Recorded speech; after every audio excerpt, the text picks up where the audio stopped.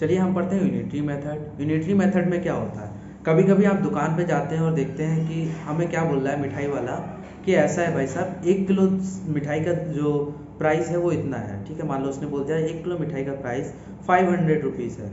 ठीक है, तो आप अगर 250 ग्राम चाहिए, 300 ग्राम चाहिए, 200 ग्राम्स ले, 300 ग्राम्स ले, तो कैसे ले रहे हैं। इस सब चीज़ को यूज करने के लिए हमको क्या करना पड़ता है, यूनिटरी मेथड लगाना पड़ता है। जैसे केले लेने जाते हो, अब अकेले गए हो, मान लो भूख लगी आपको, केले लेने गए, अब 1 दर्जन केले थोड़ी खाओगे। अब उसने बोल दिया कि आपको 1 दर्जन केले का कॉस्ट जो है 60 रुपीज़ पड़ रहा है। ठीक है, आपको चाहिए थे 6 ही केले, 6 बनानास चाहिए, तो 6 बनानास के लिए क्या करना पड़ेगा, यूनिटरी मेथड अप्लाई करना पड़ेगा। तो यूनिटरी मेथड हमारा डे टू डे लाइफ में डेली यूज हो रहा है। उसके लिए कुछ मेथड्स नॉर्मली से यूज करते हैं। एक आता है जैसे डायरेक्ट प्रोपोर्शन, इनडायरेक्ट प्रोपोर्शन। अब इसे बनाना है, हमारा 6 बनाना चाहिए तो कॉस्ट कम पड़ेगी, बट हमको 12 बनाना चाहिए तो ज़्यादा कॉस्ट पड़ेगी। इसको डायरेक्ट प्रोपोर्शन बोलते हैं। वहीं अगर हमको कुछ ऐसी चीज़ें आती है, जैसे काम है, 5 आदमी एक काम कर रहे हैं तो कुछ टाइम ले रहे हैं। अब आदमी को क्या करें, हम बढ़ा दें, मान लो नंबर ऑफ मैन्स इंक्रीज करते हैं सेम काम को करने के लिए, तो क्या होगा, हमारे डेज कम हो जाएंगे, टाइम कम लगेगा। इसको इनडायरेक्ट प्रोपोर्शन बोलते हैं, मतलब वो डायरेक्टली एक दूसरे के बराबर नहीं है। तो यूनिटरी मेथड दो तरह से चलता है, एक तो आप जो नॉर्मली चीज़ें करते रहते हो, एक कुछ वर्कर्स वगैरह को यूज करने में या फिर कोई काम करते पे उस समय यूज होता है, इसको इनडायरेक्ट प्रोपोर्शन बोलते हैं। ये दोनों मेथड्स यूज होते हैं हमारे इसमें यूनिटरी मेथड में। चलिए हम आगे पढ़ते हैं कि कैसे यूनिटरी मेथड को अप्लाई करना है। एक एग्जांपल्स देखते हैं। डायरेक्ट मेथड पहले सबसे समझते हैं।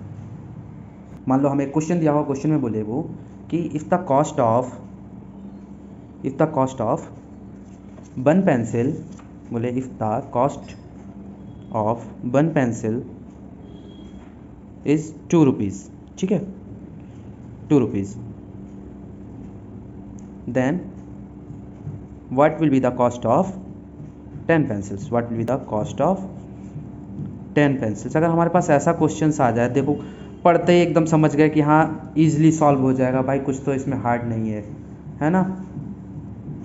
अगर हमें 1 पेंसिल का कॉस्ट दिया हुआ है 2 रुपीज़, तो हमें पूछा उसने कॉस्ट कितने का, 10 पेंसिल्स का। इजीली निकाल सकते हैं कि भाई 1 का 2 है तो 2 कितने की मिलेंगी, 2 मिलेंगी, 2 इंटू 2 4 की, 3 मिलेंगी, 3 इंटू 2 6 की, तो हमारी 10 कितने की हो जाएंगी, 10 इंटू 2 है ना। 10 पेंसिल्स की जो कॉस्ट होगी वो हमारी 20 रुपीज़ हो जाएगी। ये हमको बहुत ईजिली, बहुत आसानी से पता लग गया, इजी सा क्वेश्चन था। बट अगर हमारा क्वेश्चन कुछ इस तरह से आ जाए, देखिए जीरो से हीरो बनते हैं, डायरेक्ट हीरो नहीं बनते, तो इसलिए हम डायरेक्ट कुछ हैवी क्वेश्चंस नहीं ले रहे, छोटे छोटे क्वेश्चन लेते हैं। हमें पता है 1 का मिल गया तो हम ज़्यादा का निकाल सकते हैं। अगर किसी ने बोला कि हमने बनाना वाला भी एग्जांपल थोड़ा सा रीड करते हैं, अक्सर हमें मार्केट में भी जाएँ तो सीखते हैं कि हाँ बनाना का 12 बनानास दे रहा है किसी रेट पे, 12 बनानास मतलब 1 डज़न। ठीक है, 1 दर्जन बनाना देता है, बोलता है कि इस समय जो कॉस्ट है बनाना की, वो 1 डज़न बनाना की कॉस्ट जो है वो 60 रुपीज़ है, 60 रुपीज़ है। ठीक है, 1 डज़न मतलब 12 बनानास की।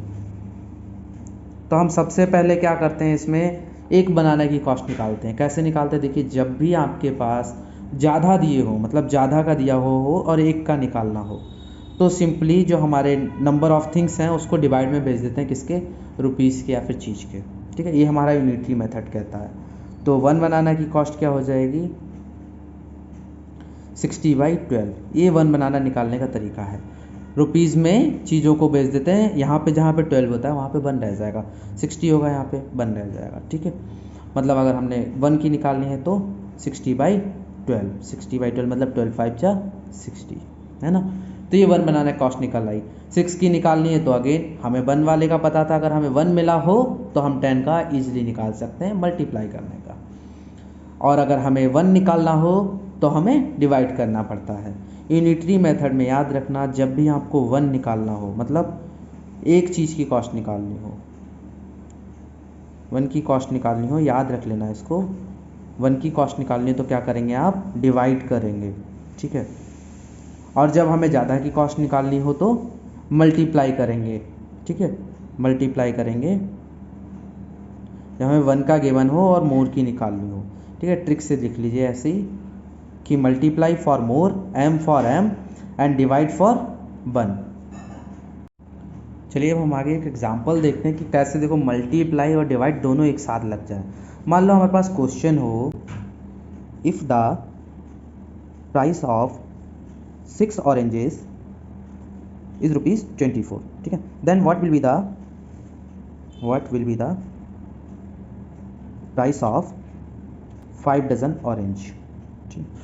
अगर ये पूछ ले तुमसे कि 6 ऑरेंजेस की कॉस्ट इतनी है तो 5 डजन ऑरेंज की कितनी होगी. डजन आ देखो कभी भी कंफ्यूज नहीं होना, सिंपली याद रखना है कि डजन का मतलब कि हमें इंटू 12 करना है, ठीक है. हमारा सिंपल हो गया.